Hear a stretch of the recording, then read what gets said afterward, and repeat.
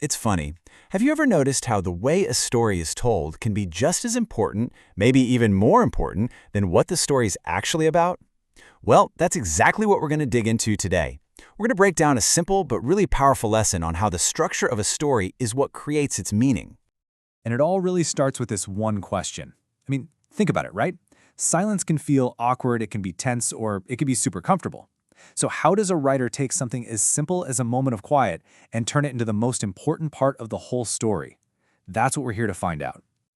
So, first things first, we've got to get on the same page about this. In any good story, nothing is an accident. Seriously, the author isn't just randomly listing events. No, they are carefully, deliberately arranging every single piece to make you feel a very specific way. Think of it like this: a sigh, a little hesitation before someone speaks, a name spoken at just the right moment. These aren't just filler, they're clues. The writer is our guide, and the story's structure is the map they've drawn for us. Our only job is to pay attention to the path they're laying out. Okay, so to see this in action, let's look at our main example. It's a really short fictional story from the source material called The Last Spot. It's about a simple bus ride, but believe me, it shows us everything we need to know about structure. Right off the bat, the author sets a mood you can practically feel. You've got Avery's hesitation, the girl hiding under a hoodie, and then that one lonely word, hi, just hanging in what the author calls a thick silence. It's designed to be uncomfortable from the very first line. And here, the tension just gets cranked up another notch. The very first words spoken aren't an invitation to chat, they're basically a rejection. You don't have to talk. The author is just stretching out that awkward feeling, making us sit in it and wonder if any kind of connection is even possible here. And then, this is the shift. After Raina introduces herself, the silence is still there, but its whole feeling, its entire nature, just transforms. It's no longer a closed door separating them. Instead, it becomes an open book, a shared, comfortable space. This right here, this is the turning point of the entire story. So that was the moment. But how did the author pull that off? How did one little line of dialogue completely flip the feeling of the story on its head?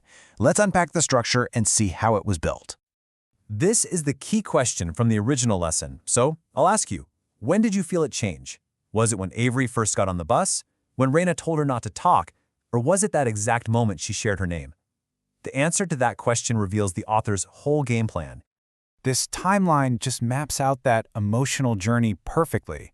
We start with tension, which then deepens into pure awkwardness. But then we hit that turning point. Raina says her name. That single, simple act is the structural pivot. It's the hinge that allows the mood to swing from that closed-off, isolating feeling to one of hopeful connection at the end. And the story gives us this perfect metaphor for the change.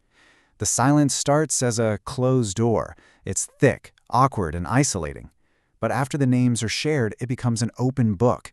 It's now a shared space that actually allows for connection, even without any more words. The story's structure is what made that powerful transformation possible. So we've seen how one perfectly placed phrase can change absolutely everything in a story. But this idea of the right words at the right time, it's not just a literary technique. The source material connects this to a much deeper concept about the power and purpose of language itself. The lesson uses this proverb as a kind of framework. A word fitly spoken is like apples of gold in a setting of silver. What a beautiful image, right? The idea is that the right word at the right time isn't just effective, it's also beautiful and valuable. It's all about the timing and the precision, not just the word itself. And this brings us right back to our story. Avery's high was an attempt, but the timing wasn't right. Raina's introduction, on the other hand, that was the fitly spoken word. That was the apple of gold that changed the entire setting and unlocked a brand new connection.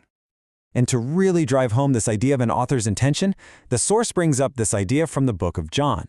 If you can't possibly write everything down, then what you do choose to write, well, that matters deeply. It means every detail we find in a story is there for a reason. There's no fluff, no filler. Everything has a purpose. So, what's the ultimate takeaway here? This whole deep dive into a simple story about a bus ride is actually a vehicle for a much larger educational and, well, even moral philosophy.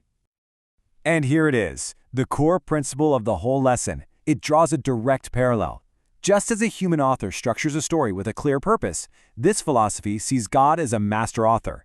And in this view, every detail of life isn't random. It's intentionally written into a grand narrative, pointing to a larger plan. This philosophy is laid out in 3 connected parts. It starts with the idea that knowledge isn't enough. It needs a moral compass to be useful. That then leads to the second point, that a spiritual focus can bring peace of mind. And finally, it all ties right back to our bus ride story.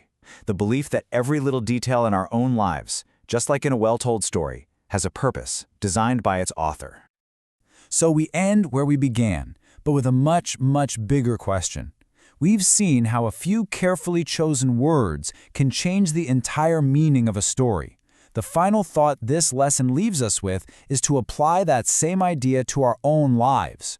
If every writer has a purpose for their story, what's the purpose of yours?